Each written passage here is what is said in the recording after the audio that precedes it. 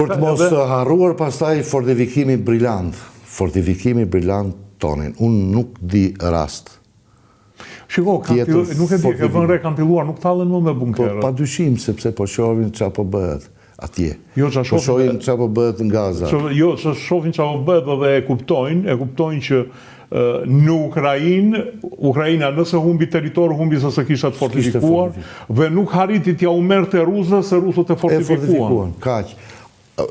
Fortifikimi i rus i asaj linjës nuk është se ka qenë një rajon tepër i fortifikuar.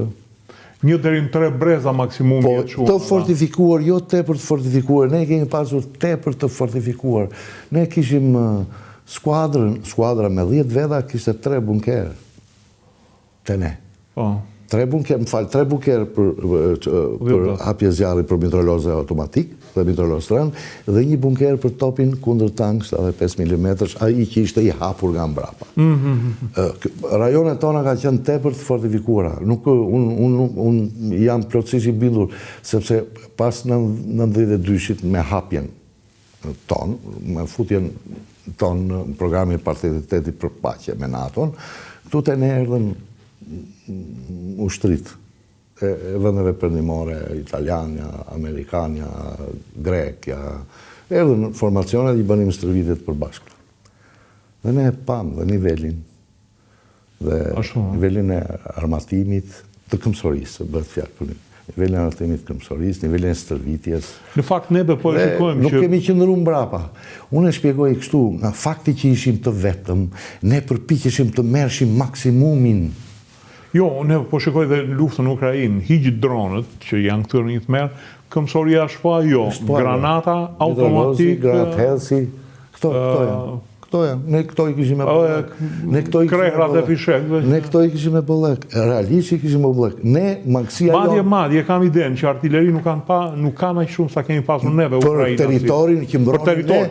Për territorin ne kemi qenë ushtria më e armatosur e botës. Beni, kam ndjekur një specialist italian që flisë për luftën midis 2 Koreve dhe thoshte, nëse bëhet kjo lufta midis 2 Koreve, ajo ka vërtet qenë një luftë e intensitetit të lartë, ku për një kohë të shkurtër do të digjen, do të përplasen, kështu ishte planifikuar edhe nga ana jonë një luftë e intensitetit të lartë. Domethënë jo si kjo e Ukrainës që një herë godet këtu pastaj 100 kilometra larg. Luftë e intensitetit të lartë. Ky ishte varianti më i vështirë për planizuesit tanë ushtarak. Dhe për mua strategu më i madh ushtarak që ka pasur ndonjëherë shteti shqiptar është, nuk e di kush mund dalë tashme, po duhet provuar në luftë, ka qenë Mehmet Shehu.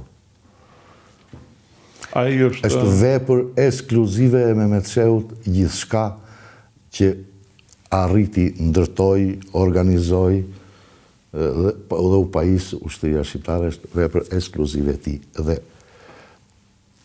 po ju them edhe një fakt. Asnjë armë e rëndë e jona që kemi pas në atë kohë nuk është blerë tanë.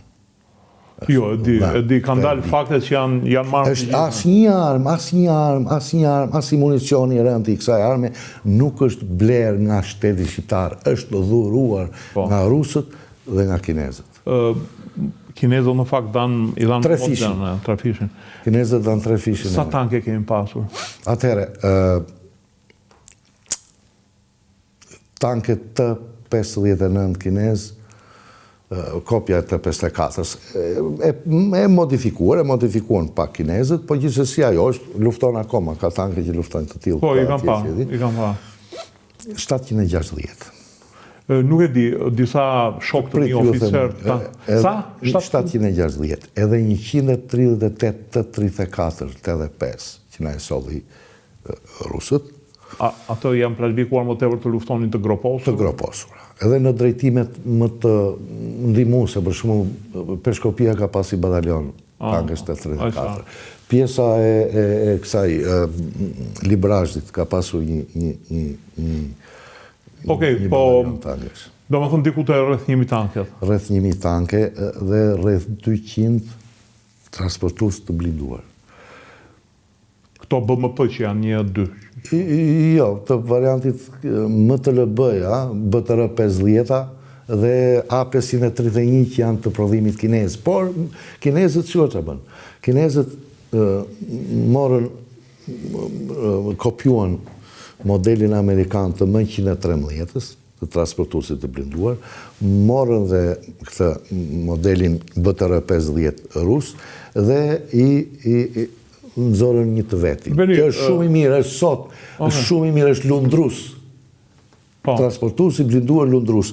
Amerikanët nuk e kanë, as Bradley lundrus, as këtë M113. Beni, thuhet që, do më thënë, armatimi i modelit sovjetik nuk u treguan në lartësinë e duhur. Tani këtu jemi edhe në fushën e propagandës. Ti si specialist si e shikon? Unë mendoj kështu. Ukraina... Se si e tha, i plumbi i ha të gjitha. Ukraina ka marrë rreth 360 sisteme, pra, kur them sistem, një grup zjarri. Rreth 360 sisteme të artillerisë perëndimore 155 mm. Ndërkohë... Ne sa kishim? Ndërkohë ka vetë mbi 3 mjeca të artilleri sovjetike. Po, këta për 300... Po, 360 i kanë dhenë. 10% nevojave. Ndërkohë që ata kishin 1500 të tyra. Ata kishin 3 mjeca. Po ne, sa kemi pasur? Ne kemi pas 1500, po them. Po kaq territor kemi pasur. Po, pra. Kaq pak territor.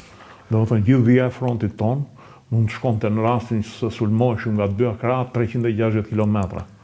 Ata e kanë... Po, mos harroni luginat. Po, pra, janë vetëm lugina, malet nuk e që bënë. Aq më tepër që ne, traditat tona ishin luftë malore. E kemi pasur dhe këmbëleta faqe bardhë, po zakonisht e... Këmbëleta kur s'kishim as shtet, as korrizim, kur kishim organizim fisnar. Dhe atëherë kemi bërë luftë, edhe kundër serbit dhe kundër këtyre tjerëve. Por me azalla se e përmend aleat e NATO-s, ti për nesa. Po, mirë se me që e përmende NATO, po e shikojmë gjithë, po e shofim evropianët dhe nësë parë. Ne do të këshim parë shumë vite në parë, po ikën. Beni, atëhere, pas ka pasur për tankët ku do përdorish, në përmalja apo do përdorish në ujtërësirën përndimore? Atëhere, unë po ju them vendosjen e brigadeve të tankëve, Shkodra. Për fushën e në Shkodrës? Laçi, Zallherri, Sauku, Vora. 5 brigada deri tash. Elbasani. 6. Berati. 7. Lushnja. 8. Fieri. 9. Gjirokastra. 10. Vlorë, se kishit lënë asnjë tank? Jo, ku do shkojnë Vlorë? Në Fieri, ku do shkojnë Vlorë? Ku do zbarkojnë Vlorë, që ku do shkojnë?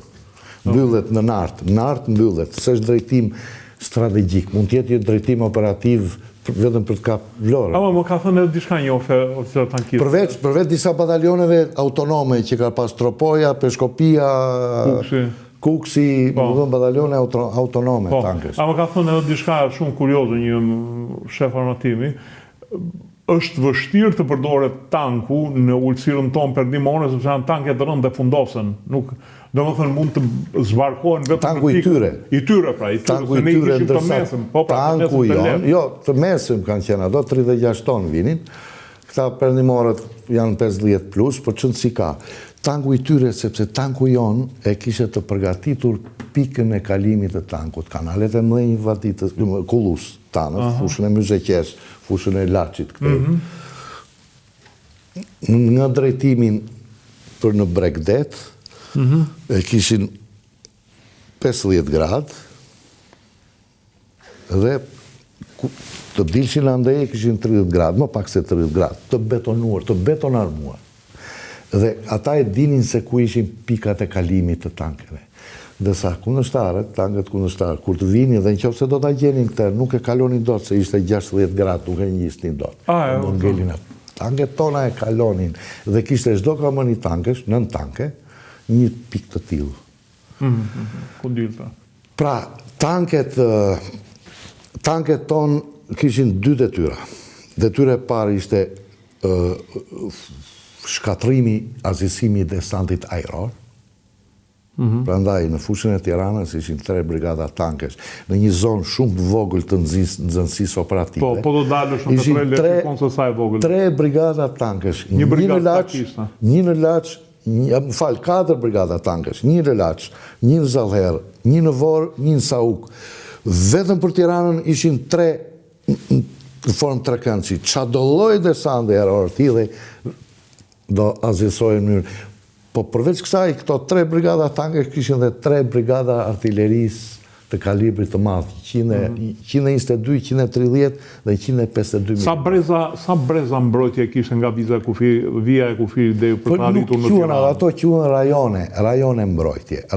Rajoni mbrojtjes i batalionit, mitralier, tepër i fortifikuar. Pra, sa pengesë është kalon?